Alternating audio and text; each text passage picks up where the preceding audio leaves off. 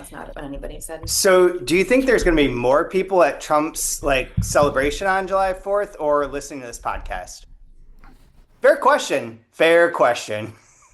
Is this I don't know. how can we wear sunglasses so we can reflect the amount of subscribers and the amount of people downloading on the screen? Yeah. Well, hopefully it's more than 8. Who's all that should show up That this was a dumbass Great American Fair nonsense. that was a damning photo. Welcome. Well, the one that's coming soon on the 4th when he gives his big rally and no one shows up will be fun. I'm sure he'll take it calmly. I don't think there's going to be any problems. There's no ongoing situation that he could actually make up for that for sure. So, As a go ahead, but as a resident meteorologist, I'm going to take a look at how DC is looking this weekend. Go ahead. welcome. Well, you do that. Welcome to the 2-Month Review, the weekly podcast brought to you by Open Letter at the University of Rochester, in which we take a book or books, break them down, talk about them, have fun, make some insightful comments at times, other times just goof off. This season, we are reading The Life and Adventures of Trobadora Beatrice as chronicled by her minstrel Laura, a novel in 13 books and 7 intermezzos by Imtraud Morgner, translated from the German by Jeanette Clausen. And I am Chad Post from Open Letter Books, joined as always by Kaya Stromanis, editorial director of Coffee House Press. How are you today, Kaya? Ooh, I'm great, Chad. Yeah, we're next to each other because we're coming to you from her motherland, my supposed stepmotherland. What do you call it? We say fatherland. You so say you're- fatherland? We say fatherland. So stepfatherland. Ah. Daddy issues. Heyo. Yeah, well, I mean, isn't that what you call Putin? Sorry, that one was not appropriate. No, he's clearly the mommy. He's That clearly wasn't mother. appropriate at all. Anyways, we're here in Latvia and joined as always by Brian Wood, author of Joytime Killbox. And I want to say, and forthcoming, whatever the name of your new title, the most recent title is of your book, because that would be more fun. But how are you, Brian? I'm very well. I don't title things till after it's all done, anyways. So it's going to be 103 on Friday in Washington D.C. Yes! And it's gonna come down to 100 on the 4th. So it'll be a nice brisk 100 degrees and humidity. Have I think fun. it's going to be the biggest celebration ever. If they couldn't get 250 degrees, that would have been perfect. Well, maybe that's what it is in Celsius. I don't understand these numbers. Yeah, I think once you get past 40 in Celsius, it just plateaus at 40. It's So not- I think it's great that you guys are in Europe to celebrate our 250th birthday. I got one of those cheesy shirts that you can order on Amazon for $11. They come from Bangladesh or something.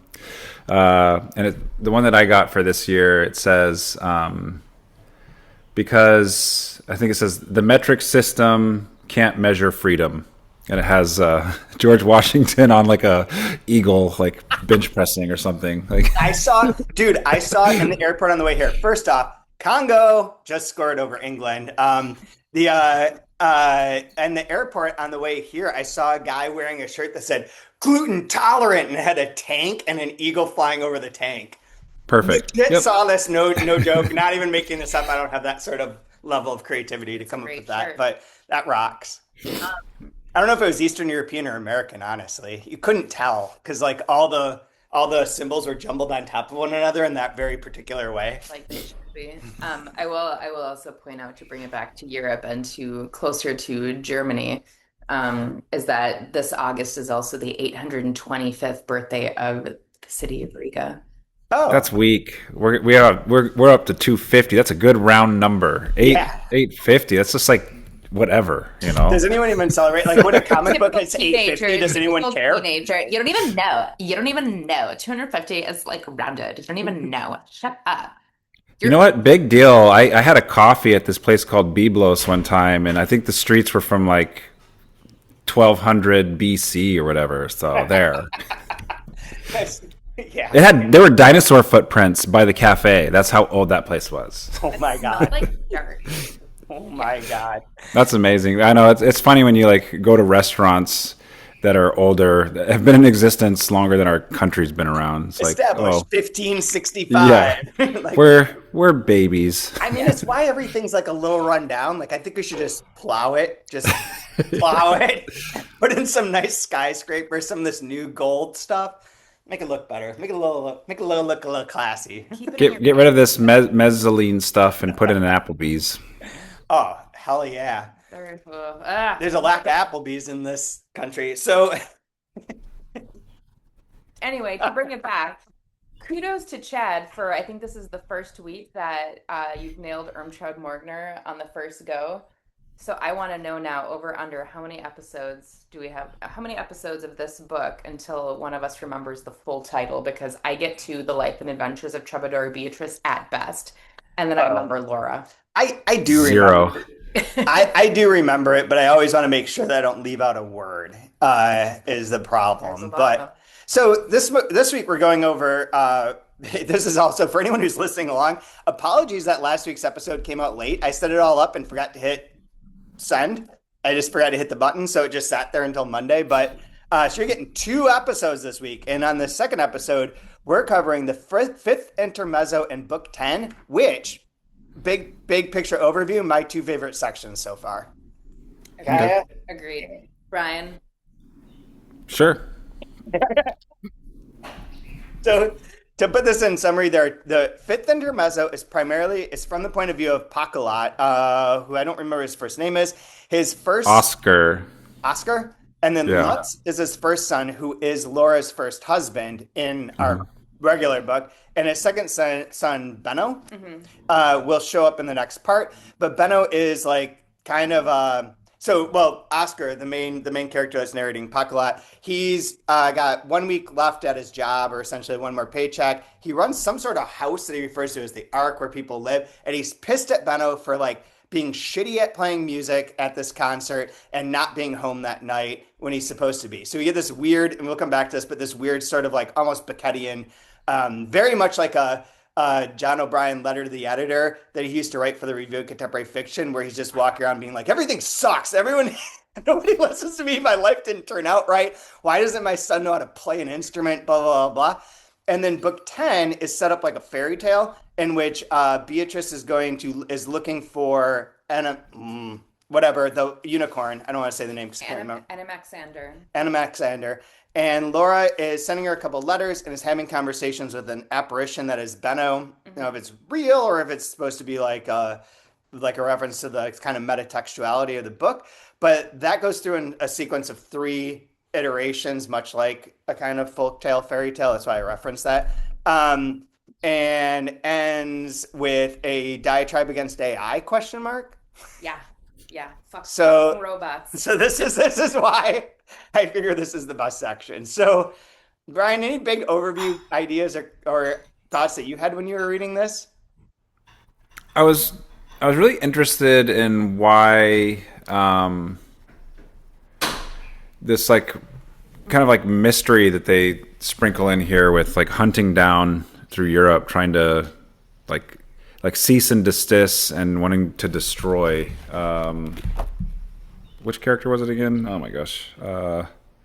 Stop Beatrice. Yeah.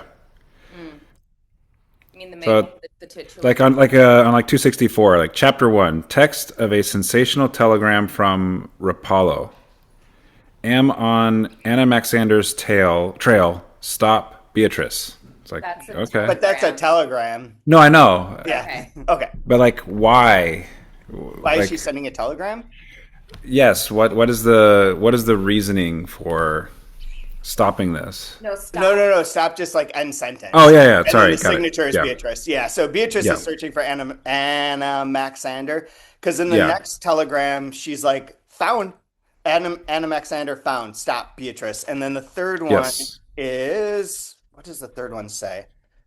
There is a third one, right? I didn't screw this up. No, there's no third. Oh, yeah, there is. Anaximander found. Stop. Stop. Expect hunting report soonest. Stop, Beatrice. So it's just the stop is the periods, right? But so she's traveling around, but I don't remember where we were with her because, again, like I feel like I've read this so long ago because I read it for when we had the time off and then everything's mixed up.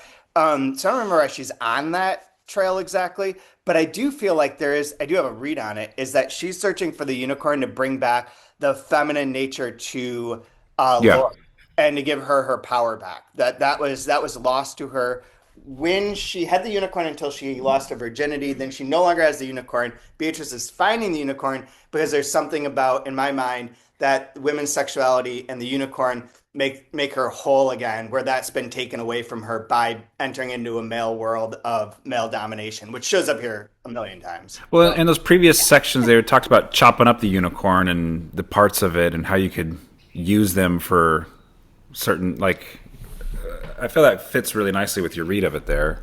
Mm-hmm. I'm sorry, I cut you off, Kaya. No, I just said wow, because that was like, that's way above the intellect grade that I was reading this at.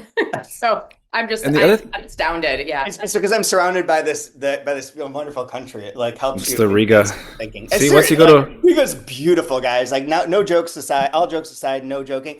It's so green everywhere, and it's just really nice. It's really nice. Well, yeah, because you're not in like Mother Russia winter yet. So, jeez. I've been here in that time too. Actually, no, I know. I'm kidding. I noticed too, like on the hunt for the unicorn, she's kind of going to like these classic, like Renaissance cities. Well, doesn't she find the unicorn in our painting that we talked about on the very first episode of this? Isn't it the one that I took a selfie of when I went to the Harry Potter ride at Universal Studios that I sent you? That's also hanging in our cup. Yeah, because isn't that on page 298? She enters the seventh room of Campo Morosini in wherever she is. It's in Italy, but I assume you're right, it's Venice. And then she says she goes to the seventh room, is closed by a drape with a tent-like decoration, cerulean blue silk with gold ornaments worked into it. The ornaments reminded you of jewels or corkscrews. Close under the tent roof that ended in the church tower point, a fringed diagonal curtain embroidered with the slogan, Mon seul désir, which is to my only desire. And then it goes on to describe it more with the unicorn was stepped out, saddled, his hair was short. I think that's the description of that painting that we were looking at before we opened the blue tent and the unicorn's inside. That was, I guess. So in a way, my other question at the end of this was, are we entering the metafictional space now that she's talking about this unicorn inside of what would be a painting inside of this museum? That would be cool. Like that was if that took another level twist. I don't think it will, but that's my 2 cents right now. Well, you're thinking on different levels. I'm amazed. But to me, it's interesting because there's this like really interesting juxtaposition of kind of like for lack of a better term, like the harsh reality of being in East Germany and like daily life, the realism of it. It's like hard and it's gray and it's oppressive. And then you have like the magic of like the Renaissance and the Enlightenment and what that brings. It's like when you see those things next to each other, it's kind of like she's trying to say like put these things together. Well, and nothing's changed. So that relates to, do you guys know what this first? So in the first part, in the intermezzo with not Oscar, we said his name and I already forgot it. Who cares? That guy. Did you look up what the Shawm is? So his son's gonna play, his son's gonna play the Shawm and play a twist, which is gonna piss him off. But did you look up what this is? It is a recorder. It is a recorder from the time of Beatrice. It's like a long wooden flute, but it looks like a recorder, just like longer and with a end that's more like a trumpet end. So like the circle flared outwards, but it looks more like that. So that makes sense. So now we're tying Benno and his dad's instrument into the time of Beatrice and that thing. I don't know exactly what that means, but it was interesting. That was like it's from like 12 whatever is the time that it was played. So that showed up. I thought that was cool. Also, FYI for anyone reading this book that's like, it's like, I don't know, that may not have noticed, the glossary is goddamn helpful. Like super, super, super helpful. And I did not know it existed until I dropped the book on the floor and picked it up and was like, what is this? And I was like flipping through, I was like, oh, there's a lot of references in here that are explaining things. And I was like, Sarah Kirsch? That's the person I was asking about. And it's like 1935 onwards, best known for her poetry, for which she has received several prestigious literary awards. Kirsch has also published stories, reportages, and translations of works by other poets. She left the GDR for West Berlin in 1977 in the wake of the GDR's expatriation of dissident singer-songwriter Wolf Biermann in 76. She's lived in West Germany since 83. And then it says, this is in book 8, chapter 27. And I was like, God damn it. Like, this would have been so helpful. And that thing that I had looked up all this information about the Shawm thing. If you go to page 490, Shawm is on here, a double reed wind instrument favored by communist marching bands. So apparently it's not a recorder, but to me it looks like a recorder. And such as the one recalled by Oskar Pakulat and his from his activist days during the Weimar Republic. Then Shawm Twist, which is what comes up in here, is Benno Pakulat's adaptation of his father's favorite marching song in the style of a popular music of the early 60s. Because the twist, a dance, originated in the United States, the insult to Oskar Pakulat's communist past is all the more profound. And I was like, that is helpful. That is so helpful. And I wish I had seen this before today. But how did I miss? Come back to this. Don't look through the glossary. There's a very important thing that I'm going to share in about 5 minutes. That's from there. Okay, is it magazine? It's not magazine. Okay. Not the women's magazine, which again we talked about, but which is an official publication that's in the back. Yeah, no, and it was in this where the father like sees like nudes on his son's ceiling. He's like, I don't even want to know. Okay. So but it says here real quick, magazine, a monthly magazine for literature, an in-depth reportage. The only magazine in the GDR that published pictures of nudes, one picture per issue. It's like the only one. What was the what is it like page? What is the like? There's a British paper, the Daily Mail, that always has a naked woman in it, or is it just bikini woman? There's like was a thing for a while. Maybe it's finally phased out now, but there was like like a picture of a woman. I imagine it being like that, or like all these Latvian magazines that seem to have like. And see, that's what makes the United States so great, because used to and like no joke, like the best literature and short stories were being published in Playboy. Yeah. Like, and the best interviews. They were kind of like right there with Paris Review. My college writing professor, one of them, had me submit stuff to Playboy. Yeah, and like I don't know if they still like publish like they used to, but it used to be like a gentleman's magazines where you could look at like Beaver, but like. And so instead of just one picture, Playboy was like, no, this is America. This is a land of excess. We're going to give you 14 and a centerfold. And excess in terms of fake boobs. Exactly. There's a lot of excess going on there. So my friend Amy Grace Lloyd used to be the literary person at Playboy. She ran it all. So I've been to their offices and seen all that. She was the one who acquired the Nabokov, that last book of his. Laura. She acquired the part that ran in there that was like, I think a huge flop, but they don't do any of that anymore because the guy who took over Playboy and bought it, like this younger guy, she had the greatest description of him ever that I've heard. Her and this guy Lee, who is a partner of I think of Jill Schoolman from Archipelago, to put this all into like good context of like good literary people. The two of them told me this story that this guy came to Playboy and was like, look, we're going to change everything. And she's like, we're going to do all this stuff. And she's like, what he would do is he'd be like, send a message at like 6 a.m. in the morning and be like, today we're going to shit out a rocket and we're going to get in that rocket and fly to Mars. And tomorrow we're going to shit out a new rocket and go to Venus. And then tomorrow this. And it was like crazy idea after crazy idea. So no, I think Playboy cook. That's a lot of fiber. Yeah, a lot of fiber. Metal. It's probably like one of these robot people from this book at the end.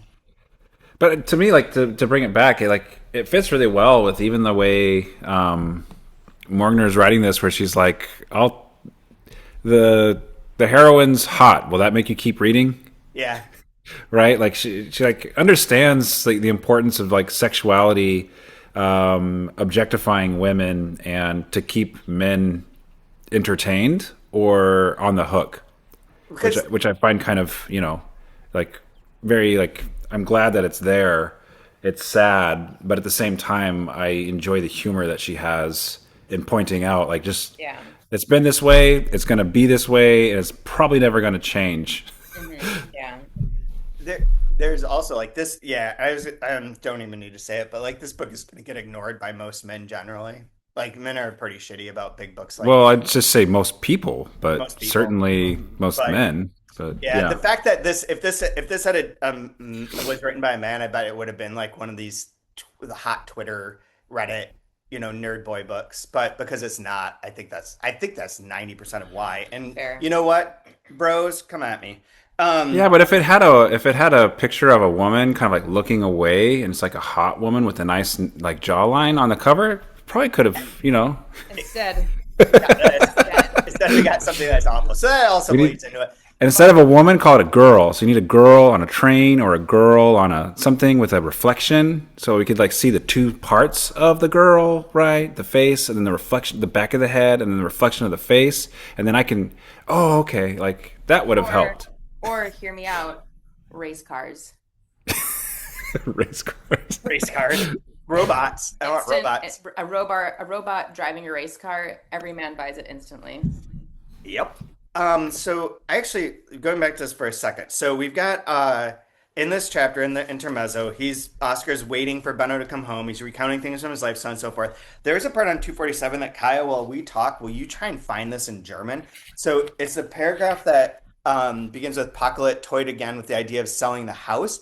Towards the end of that, he says, to be sure, the plaster of the facade was riddled here and there with holes from grenade splinters, but giving it away to some government office or other was out of the question, because it was impossible, because you couldn't throw a house out of one of its windows. Is that a German phrase that, like, or whatever? I wondered about that as a translation question. Right. Like, Yeah. is that something that, like, is a German cliche that, means something, or what is it? Because that's weird. I've never heard that before. You can't throw a house out of one of its windows. Well, a grenade splinter is just shrapnel, right? Shrapnel.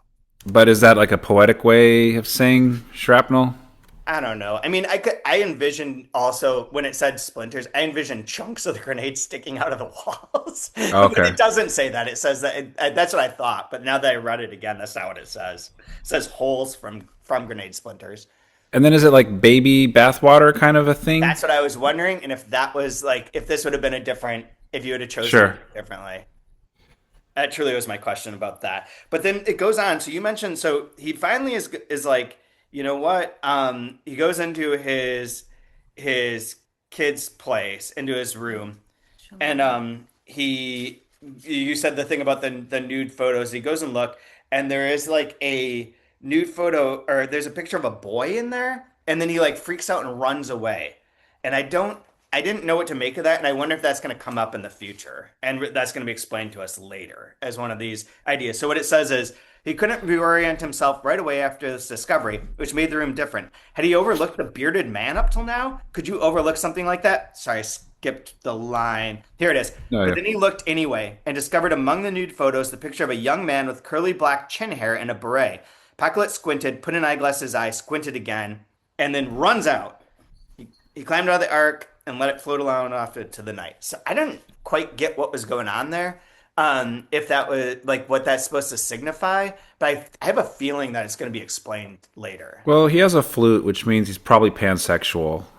I wondered about that, but if you look into the cast of characters, Benno is Laura's. Where does he show up here? Second husband, I think. I think so too. Carpenter, her second husband.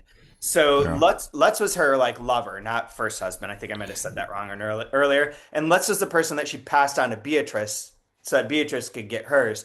And now it's his younger brother that Laura is going to marry as her second husband, according to the list of the novel's major characters. So that thought that I had too of like, is this some sort of like, is he a homosexual? He's got a picture of a boy on the wall. It didn't ring right because of the cast of characters thing. So that's why I'm wondering what happened. But when he's talking with Laura later, there's like there's this one, I can't remember it. It's like not crystallizing perfectly for me, but I recall he's like, I'm into older women, but I'm not really I'm not into people. Like for the most part, he's just kind of like like this weird free spirit, and very, he's supposed to like embody maybe like the 60s and art and kind of almost beatnik in a way, where like, yeah, man, if it's love, whatever. Like, but he's kind of like not into anything. But he's into like his kids. I think he's actually like way like the most normal dude. Yeah. Because he's like, I want to take, it's important that you raise your kids. Like, and my ex-wife won't let me see them. And it's not even because of being mean. She's just like, I don't get to see them anymore. And that sucks. But the best line that he has that I think is unintentionally awesome in translation is when you're going to take it. You want to use it for your line of the week? No, it's fine but I also have it marked. Because Laura goes, Lutz always came in a festive mood. And Benno goes, cool. his second incarnation must have been mega optimal. It's like that's That's the weirdest. Like it's such a German, like putting mega as a prefix that I would hear it in like Uber German, optimal. mega optimal. Like people love using quasi altos. Like quasi such a good word. I in haven't used that in so in an long. academic setting, that's all it was. Where it's like, oh, some things like it's like quasi impossible or like quasi something. But this, it's such a like it's perfect, I think, as a translation because it's so Germanic. It's such a German thing. But it also, to me, like anytime Benno talks, it was giving me the like almost like somewhere between broski and like Mr. Balloon Hands of like cool, must have been like mega optimal or like I don't Yeah. want to freak like she doesn't let me see my kids, whatever, like that's fine, just get out of here. Like I I loved it. I thought he was great. So here's the thing that I was going to say about the glossary that's important. So on page 274, they have an enclosure that was sent to. So Laura's sending letters back to Beatrice, and she includes one that is a summary report of the present state of negotiations between the poet Paul Wiens on the one hand and Trobadora Beatrice's minstrel on the other hand concerning the composition of a consult for Professor Dr. Wenzel Moriloff. And this then goes through, and then it's arranged by Sarah Kirsch. That name comes up again. It goes through this thing that's like describing their rhymes, blah, blah, blah. Don't care. What's important is Paul Wiens. Did anyone know who that is? I said in the first episode.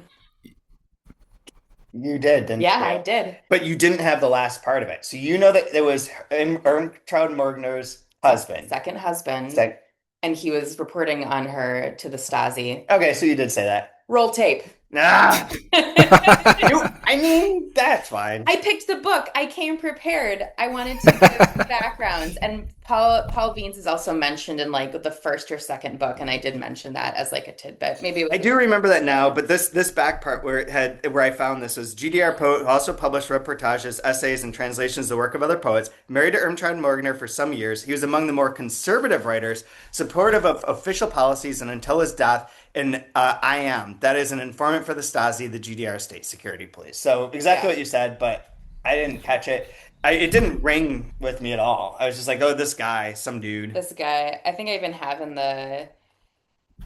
That was like 6 weeks ago. I know, I don't know. but Yeah. How nice is Morgner where she doesn't just say like Paul Wiens, conservative rat? here you Like, go. Page like 18, Stasi informer. Oh yeah. it's like so dispassionate. Long ago.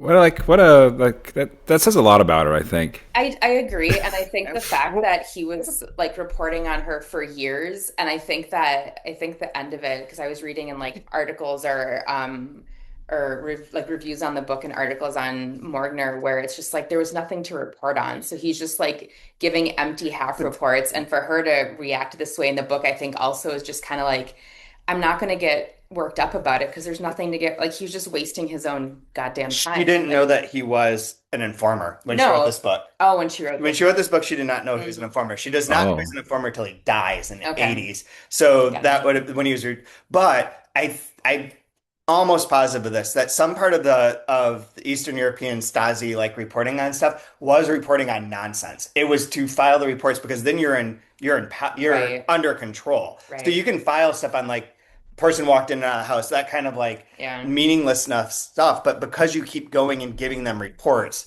you Yeah. are in that league, right? That's Yeah. important.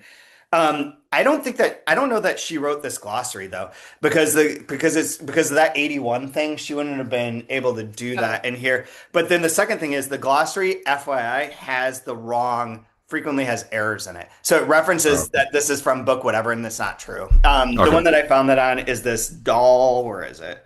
I can tell you, there There's- is no glossary in the original. Yeah, I didn't think so. I think this is for us specifically, which is helpful. But there's one thing that it referenced in here: the Dole Minna movement, Dutch feminist group of the early 70s. The women called attention to sexist behavior by in-your-face role reversal actions, such as whistling at men in the streets. That is in this part, but in the glossary it says it's book 10, chapter 19, part 6. That's wrong. That's not where it is. Okay. It's in part 8. So it makes me think that the publisher must have put this in and screwed it up a little Yeah. bit. Otherwise, Um, See, this is what happens when you let publishers interfere and, just add stuff. Just look at that. Why publishers? Just to go back really quick, I lost the page now because I was looking for the glossary, but the whole point I think I don't think there's any reading into the whole you can't throw a house out of one of its windows. It's just basically reiterating because it's impossible. Like impossible is as Absurdity. impossible does. Oh, Yeah. okay. So To be it's not a honest, phrase in German. It's not a cliche. no, but to be honest, it's just very straightforward. I mean, maybe it's an idiom or a cliche, but not one that I would know. But I read it as very straightforward. If I were to make a choice, I would editorially, I would flip the two sentences. So you say it was out of the question because you couldn't throw a house out of one of its windows because it was impossible or But something. that's one of the things with this book is that her writing is always backwards. And Mm, there's a lot of these like single sentence like that adds on to one to the previous yeah. sentence frequently, or sometimes can be related to the next sentence, but it just stands on its own. But I think that a lot of this is backwards. Hmm. I don't know if it's just because of the translation thing, but like what we were saying the other week, where there's like events that are referenced and then they come up later, and that's in Hmm. the intro too. Yeah. So I've been like particularly honing in on that because It from a kind of book reminds perspective, me it's weird. a saying that I don't know when it got wrong, but the original, I believe it was "eat your cake and have it too," Oh yeah, yeah. Hmm. right? Because that's impossible. Yeah. Yeah. And then somewhere like we screwed it up and said "have your cake and eat it too," which doesn't make Oh, any sense. Why But editors? Why editors? Again, it's just yeah, shifting things around, glossing over but the experience. yeah, so I think it's something probably like that.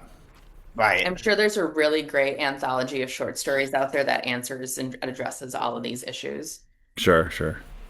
The Absolutely. one thing I don't know if I read into it wrong, but she gives us when we started this whole thing with the Pakulat point of view. Uh, there's a quote from Luke, which was from Prodigal Son, and so I Oh, kind of read it as a prodigal son. So like when he goes in, he sees pictures he doesn't understand, or it gives him uh, a facet of who his son is that he's maybe not comfortable with. Like I read everything through the lens of the prodigal son. So I don't know if that was he's waiting for him to return yeah, and I don't know if that was the make up for sucking at music. yeah correct or incorrect, but that really kind of shaded and was a lens that I read everything through for this part. Interesting. Sense. And staying with the section, the book 10 one. So her conversations, Laura's conversations with Benno are interesting because Benno does come off looking pretty good. He's also been married before, has a couple kids, and like Yeah. the apparition thing keeps showing up. And I thought that was pretty interesting because he seems to be the best of the men so far, right? I mean, so I also love these sections, and I said like what I mean, truly it is like a dream. So to remind everyone, this is like Melusine provided this apparition to Laura and was like, if you take off his hat, you can, he'll stick around. Don't let the hat drop, and if you hold on to his big toe, you can ask him any questions and he'll answer. So it's like a whatever truth serum type thing. But what a dream to be able to interrogate a potential partner in this way, where like their answers, you can ask open questions, you can have a dialogue with them, sort of have an argument, and he's honest, whether or not it's, a projection of him or actually him in a, magic realist state. I don't know that he's the best, but he is the most honest because if we're yeah, he just comes off as being the most honest because he can't not answer straightforward. Okay, that's fair. That's fair. So, like on 266 and 67 are my favorite parts with this, where Laura says, like, why don't you want to be an adult? And Ben was like, because adult males make me puke. Yeah. Laura, and adult females? Ben, I was always into older women. And then later on 15 years. the next part where he's slamming his ex a little bit. Hmm. I have visitation rights. My mother has custody. Visitation rights are discretionary provision. I put, sounds like my ex-wife.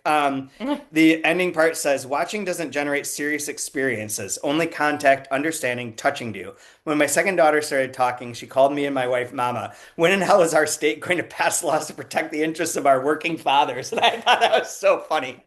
That's like such a men's rights moment, but Yeah. also like he seems to be trying to do the right thing. He wants to hang out with his kids. Yeah, he wants to hang out with his kids, and he's also where's the part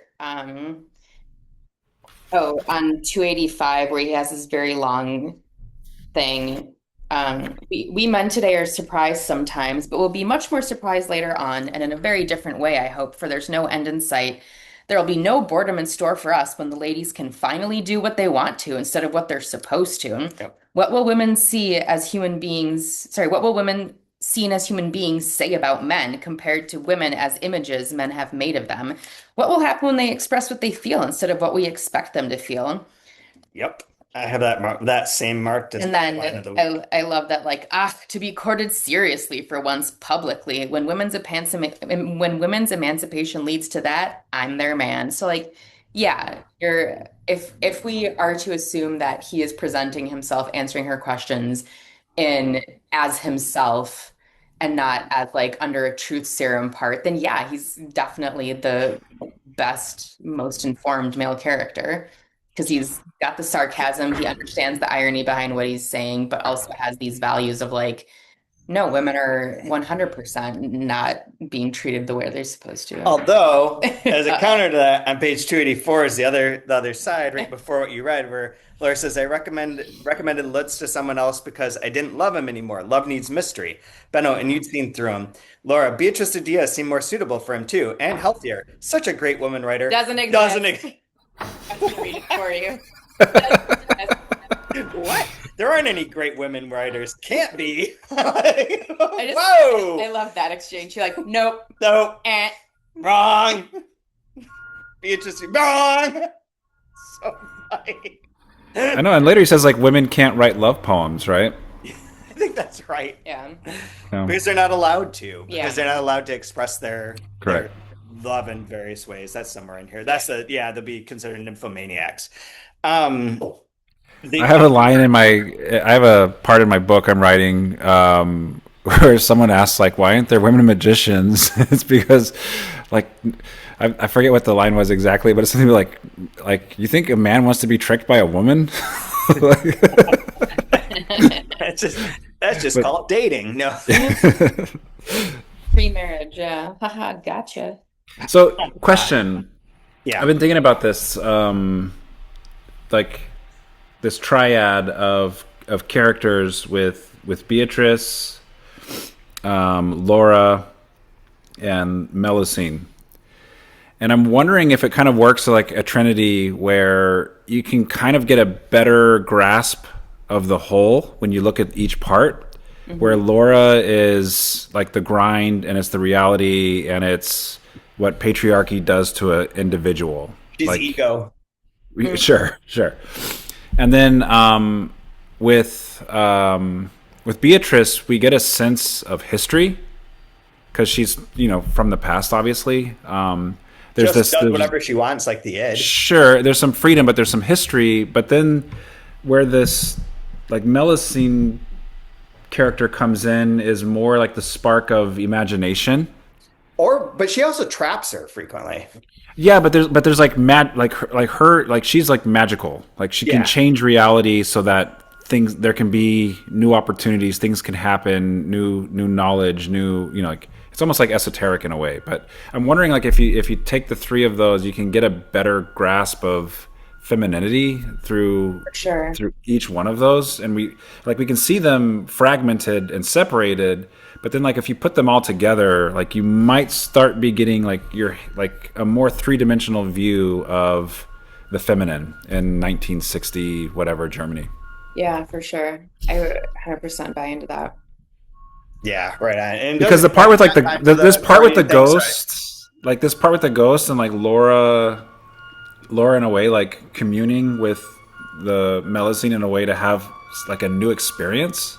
Yeah. Made me think about like this idea of like where does art come from? Like because they're talking about literature and part of this as well, but it just kind of made me start thinking of like where can art come from? And it's like it's not necessarily a muse, but it's like this creativity, imagination, the ability to dream, the ability like yeah.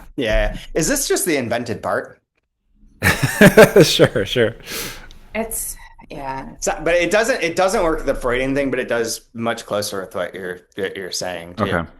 I think. I don't know. I mean, maybe as time will go on. I feel like 3 is such a masculine used number though. So what? Now numbers have gender? Is that what Yeah. you're saying? Four is more opening. Co-opting. Sure. Every time that there's like the Trinity for Christianity, which Mhm. is like very patriarchal. Yeah. The Freudian stuff is very Yeah, patriarchal. but what about Greek myth? Like, isn't it the three muses? There's the three fates. Oh, the three fates. Sorry. There you go. Three. I think it's just Yeah, who ran Greece? Just kidding. Weren't they all women? I don't think so. Oh, the fates are women. Yeah, Yeah. yeah, Yeah. So there you have it. yeah. Be all and all. I don't know that that defeats my idea, but No. I would think of as fours as being more something. two testicles and a penis. That's three. So Three. you got Three. that. Yeah. See, there it is. No, I don't. I have Clearly. no like rationale for this. Yeah. But in my mind, Clearly, this hypothesis is just this the possibilities here. yeah, you can play with this for a while. Anyway, It's always me. It's always me and my bros. So there's three. One, two, three. Yeah, that's pretty. Cool, guys.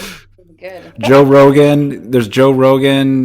Jamie. Pull that up, Jamie, Yeah, and then the Jamie. guest. There's three. One, two, There's three. three. See? And Yeah. that's the recipe for success You know what? I buy it. It's done. for Jamie.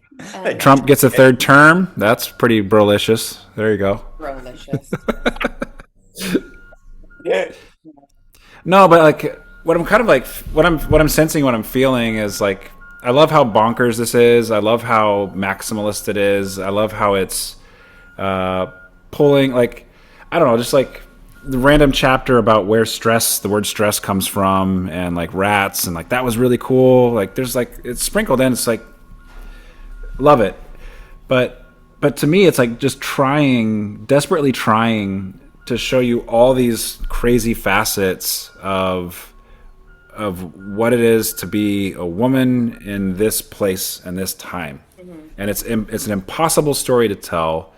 But yeah, I mean, I just feel like each one gives you like a little like slant of light that lets you see it a little better.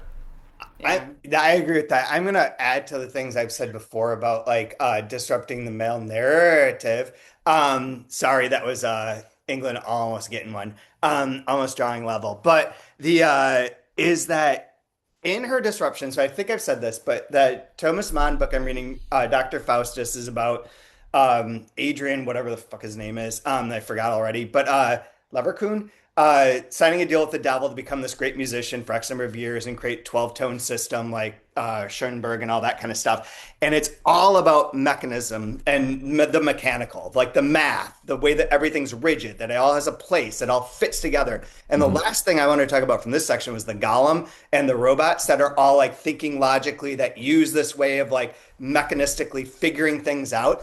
And that the feminine is anti that in this book. And that her disruption of everything, like you're saying, like these parts, is to continue being non-mechanical and like predictable in that way, and non-logical in the way that like the male defined logic that's present in these golem slash robots is being upset, because the robots they're talking about them in here is becoming like, well, a robot could just do logical things and doesn't need to, like, the golem will clean your house and then you erase the one letter and it goes back to dust, and the robots are sort of similar. But then it goes on into like, but robots could become creative. There could be a creative robot, and that's a direct threat to Beatrice. Anything that's like that is a direct threat to her, right? So Yeah, I mean, it's like the classical idea that the feminine is chaotic and the masculine is order. right, exactly, Yeah. exactly. And like it's not like a super deep thought, but it does keep showing up in here as like Sure. this kind So of then- like, she has the poetry generating machine, but she generates the poetry. She just gets orders through it essentially. So along with Encino Man, do you think the Flaming Lips that Yoshimi fights the robots is also probably based off of this book as well? It's another touch point to media. I forgot the Flaming Lips were a thing. See? Brought to you by Beverly Hills 90210.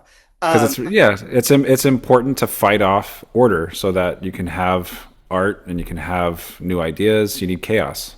I can't remember if, yeah, this did happen. I'm 99% sure that it did go through, but my friend Mark Bonelli was going to perform on stage with the Flaming Lips when they were like big, and he was covering them for Rolling Stone. They'd have people in like costumes go out and dance on stage. I think he did that for like one of Okay. the concerts when he was doing that, which Funny.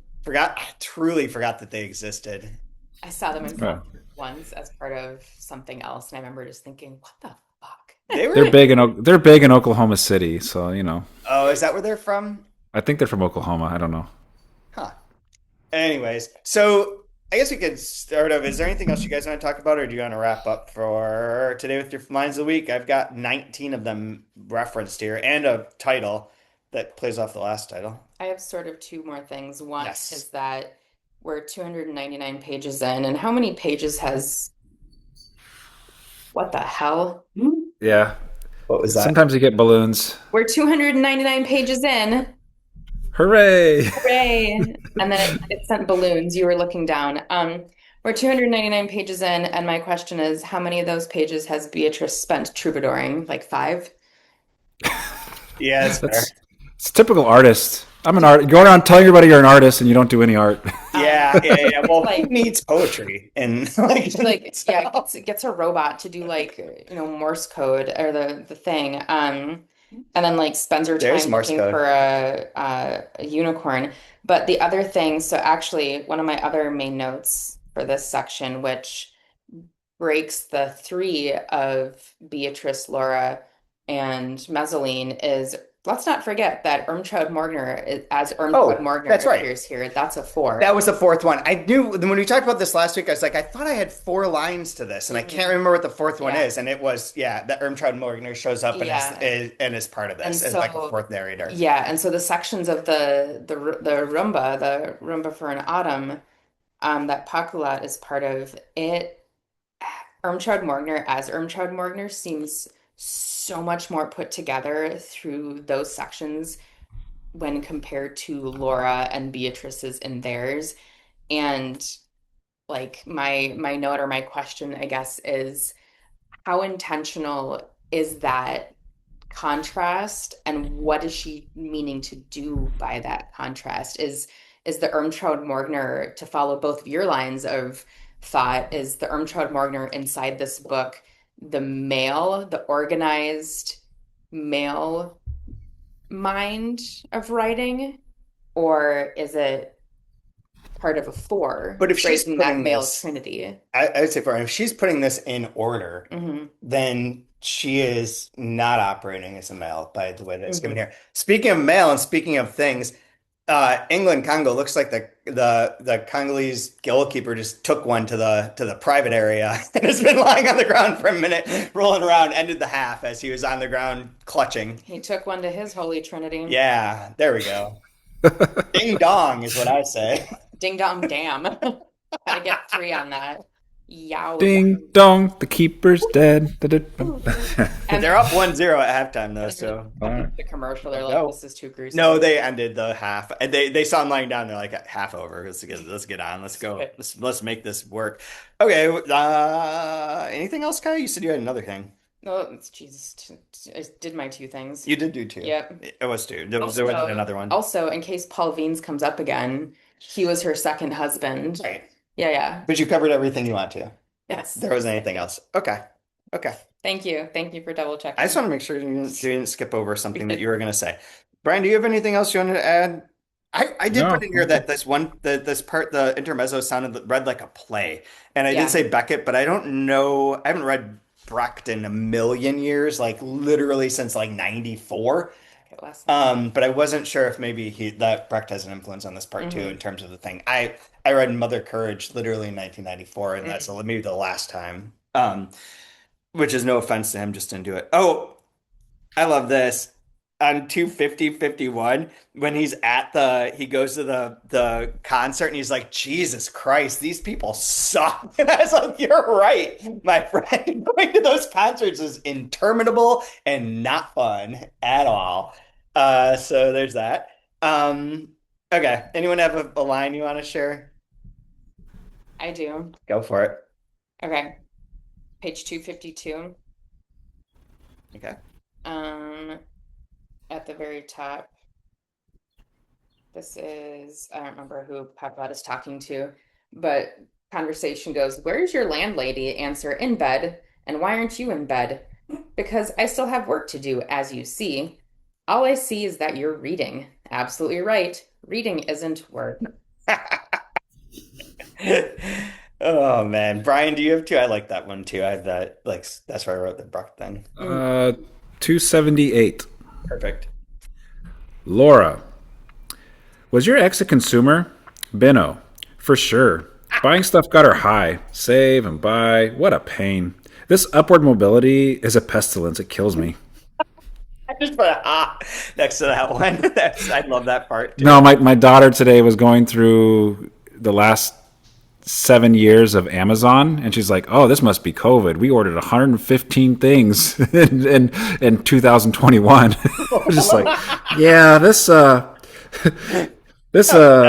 consumerism stuff is kind of a pestilence." Yeah. The lines right before that, though, I also had marked because these are like the right viewpoint for someone especially removed from like the hyper consumerist culture. Where he says, "Why should I imitate the acquisition mode just because it comes from the West?" Okay, the anti-consumerist mode comes from there too. Over there, every nonconformist trend is marketed conformistically in no time, but that can't keep me from having my own ideas about luxury living, which is not to be confused with luxury consumption.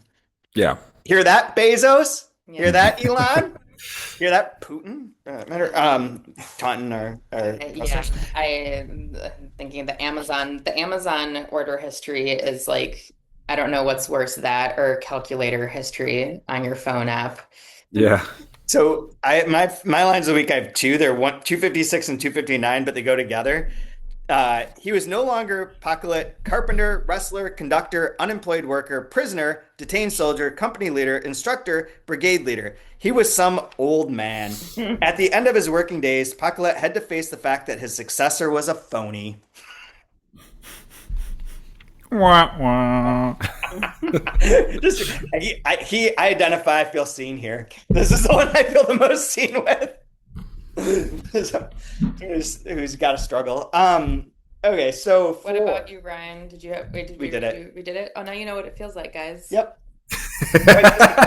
Whatever he said doesn't matter until you repeat it.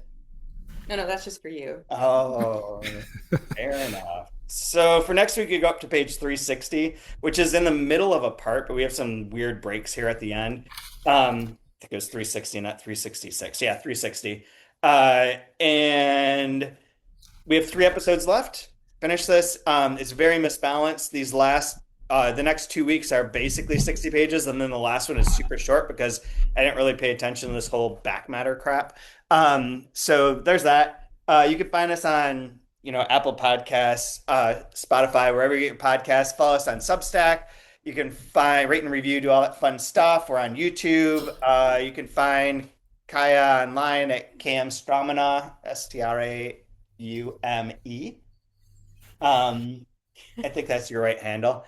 Brian, you're online. Open Letters online. You can find it. You just Google my name and all the things come up. You just find pictures of you getting hit in the face. Very searchable. Do you guys know who Paul Wiens is?